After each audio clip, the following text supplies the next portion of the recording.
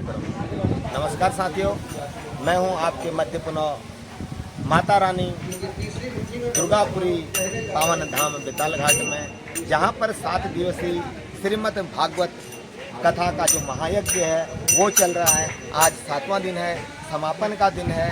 यहां पर सुबह पूर्णाहुति हो चुकी है और अब थोड़ी देर में एक विशालकाय जो क्षेत्र का बहुत बड़ा भंडारा होने जा रहा है। तो आप लोगों से अपील भी है, निवेदन है कि माता रानी का प्रसाद लेने के लिए, उनका स्नेह लेने के लिए, माता का प्यार लेने के लिए, अपने कुलों का उद्धार करने के लिए आप सभी माता रानी के मंदिर में पहुँचे, दुर्गापुरी पावन धाम पहुँचे। और कहा जाता है, वेदों में भी कहा गया है, यदि आप कथा में पारायण का जो पारायण होता है, भंडारा होता है, उसका प्रसाद ग्रहण करते हैं तो जितने दिन की कथा है वो उसका श्रवण के पुण्य के भागीदार आप लोग बनते हैं। मैं थोड़ा कथा का प्रसंग भी आपको दिखाने की कोशिश करूंगा, तो आप मेरे साथ बने रहिए और अधिक से अधिक संख्या में वे माता दुर्गा रानी के दुर्गापुरी पावन धाम में पहुंचेगा। आप सभी का आभार और धन्यवाद। महापुराण कथा यज्ञ है, उसके निमित्त यहाँ पर हवन यज्ञ किया जा रहा है। हवन कुंड में हम लोग के साथी और इसके भागीदार हम भी बन रहे हैं। बहुत सारे साधु संत हमारे पीछे देखे यहाँ पर पहुँचे हुए हैं। स्वास्थ्य भी इतना सही नहीं है, फिर भी कोशिश करूँगा और भी आगे पल पल की जो जानकारी हमारी को दिखाने की कोशिश आप लोगों को किया जाएगा। प्रज्वलित हो रही है।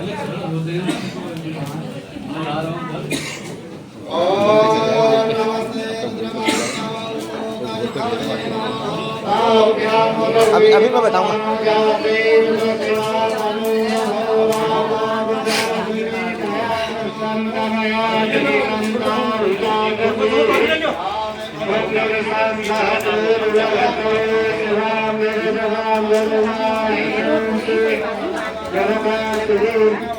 भीड़ है वो धीरे धीरे यहाँ पर पहुँचनी शुरू हो गई है। माता रानी का आशीर्वाद लेने के लोग यहाँ पे भक्तजन लगातार पहुँच रहे हैं। तो विशाल भंडारा आज यहाँ पे माता रानी के दरबार में श्रीमद् भागवत कथा के उपलक्ष्य में किया जा रहा है। तो आप भी आइए, पहुँचिए, इसके साक्षी बनिए, इसके गवाह बनिए और माता रानी का आप लोग आशीर्वाद लीजिए।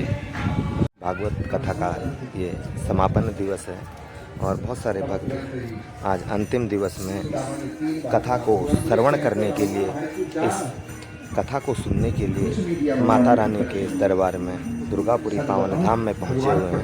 ये देखिए, और सभी भक्त यहाँ पर जयकारे लगा रहे हैं। देता भी है, बहुत सारे भक्त हैं यहाँ।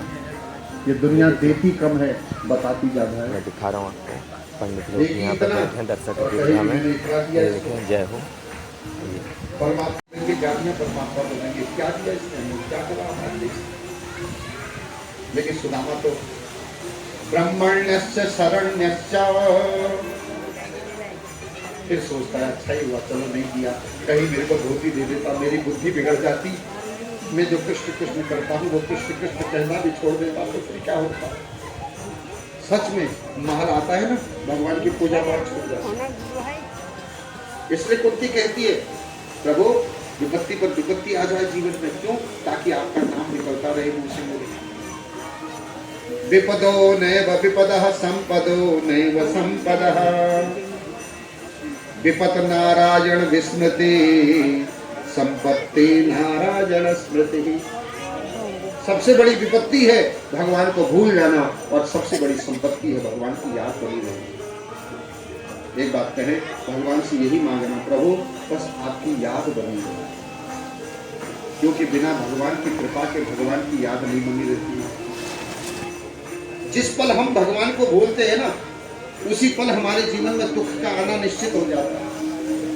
एक बात याद रखिएगा मेरे मालिक, आप 24 घंटे में जितना भगवान को भूलते हैं, आपके जीवन में उतनी विपत्ति आती है।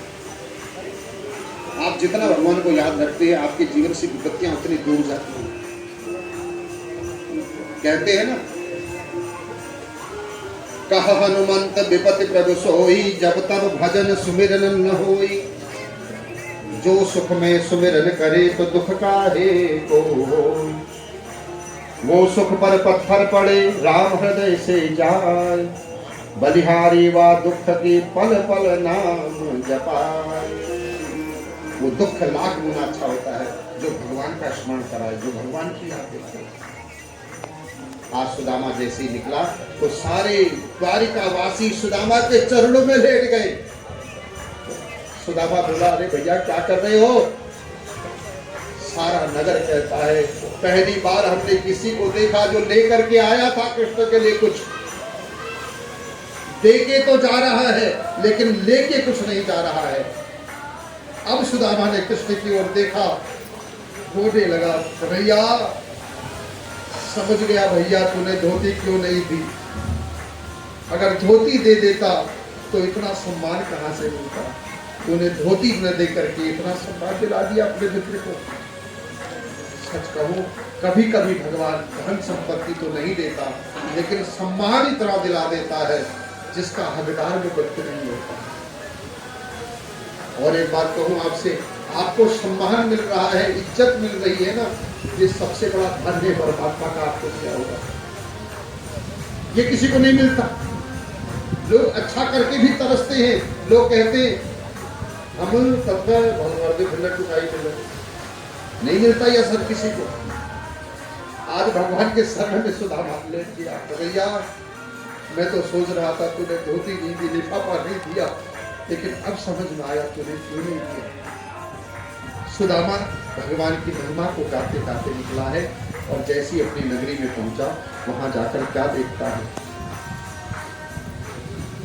जैसा सुदामा नगर, जैसा द्वारिका नगर था वैसा ही सुदामा नगर है। सोचने लगा, अरे लगता है कोई पैसे वाला होगा, उसने खरीद लिया होगा,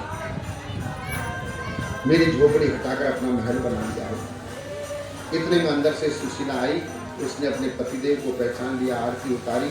तुरंत ही देखते सुदामा कहने लगा, अरे सुशीला तू ये सब कहां से आया? सुशीला ने कहा, तुम्हें दर्शन चाहिए था, कृष्ण ने दर्शन दिए, मुझे धन चाहिए था, उसने मुझे धन दिया। एक बात कहूं, जाकी रही भावना जैसी प्रभु मूरत देखी दिन तैसी। आप दर्शन चाहते हैं, दर्शन मिलेंगे। आप संपत्ति चाहते हैं, संपत्ति मिलेगी। आप सम्मान चाहते हैं, सम्मान मिलेगा। बस तुम्हारी भावना ही पवित्र है। सारा खेल भावना का है। भावना अगर पवित्र है तो तुम्हें वो मिलेगा जो तुम चाहते हो। रोज प्रार्थना करते हो ना, सुख संपत्ति घर आवे, कष्ट मिटे तन का, मिलेगा। बस भावना पवित्र है, विचार पवित्र है तुम्हारे। आज सुदामा बोला, सुशीला इसी के साथ रहो, खा पी सो, मुझे कुछ नहीं चाहिए, मैं तो जंगल जाके भजन करूंगा। इतनी बड़ी संपत्ति मिलने के बाद भी सुदामा महाराज घर छोड़ के जंगल की ओर जाने लगा। भगवान प्रकट होके बोले, सुदामा मित्र कहाँ जा रहा है? दौड़ कर गए, अरे कन्हैया तू क्या करता है? मुझे वहां मान सम्मान दिलाकर तूने बड़ा बना दिया और घर में ये सब कुछ देकर तूने, अरे कन्हैया सच कहो भैया, भैया मेरे को कुछ नहीं चाहिए, भैया कुछ नहीं चाहिए मेरे को, बस तेरी कृपा बनी रहे।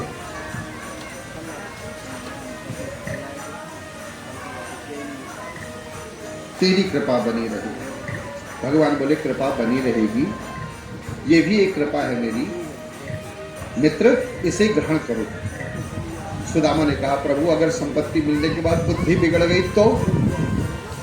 तुम्हारा भजन करना जो भूल गया, तुम्हारा नाम लेना भूल गया तो? सुदामा से भगवान ने कहा, मित्र जा मैं तुझे वचन देता हूं, तू मेरा नाम लेना कभी नहीं भूलेगा। सच कहूं, संपत्ति आने के बाद भी हमारे माथे पर तिलक हो जाए, हमारे हाथ में माला आ जाए, ये भगवान की कृपा है। नहीं तो संपत्ति वाले लोग न तिलक लगाते, न माला जपते, न मंदिर जाते, न कुछ, न और भी कहते लोग क्यों हुआ तुझे, कर्म करो कर्म। जो कर्म ही करता है ना उसके फूटे कर्म। हाँ? सबसे बड़ा कर्म यही है, हम भगवान के मार्ग में, भक्ति के मार्ग में आगे चल रहे हैं।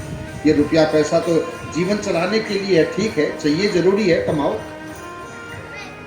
भगवान ने कहा तो है गीता में, कर्मण्येवाधिकारस्ते मा फलेषु कदाचन। कर्म कर, फल की इच्छा छोड़ दे, मैं करूंगा सब। तुम कर्म करते रहो, मैं भी कर्म कर रहा हूं, आप भी कर्म करिए। अगर आपका कर्म निस्वार्थ है तो आपके कर्म के बाद आपको फल इतना मिलेगा आप सोच भी नहीं सकते।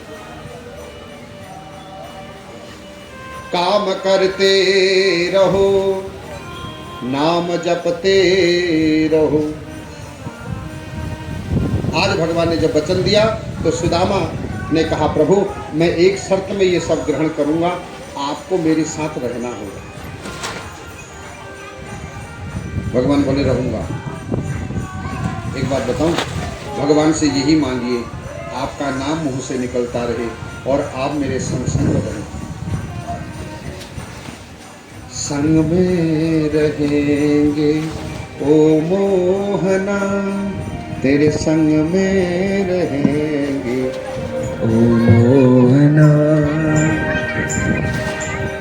भगवान से कहिए तुम्हारे संग में रहेंगे, तुम्हारे संग में रहेंगे। आज सुदामा के साथ तैयार हुए। उसके बाद सुदामा भगवान का भजन करता हुआ, जीवन यापन करता हुआ अंत में मोक्ष को प्राप्त हुआ। ये कथा है। उसके बाद कुरुक्षेत्र के मैदान में भगवान सूर्य ग्रहण के समय जाते हैं। आज वृंदावन वासियों से, मथुरा वासियों से भगवान मिलते हैं, अपने माँ बाप से मिलते हैं, राधा से आज भगवान मिलते हैं, गोपियों से आज भगवान मिलते हैं।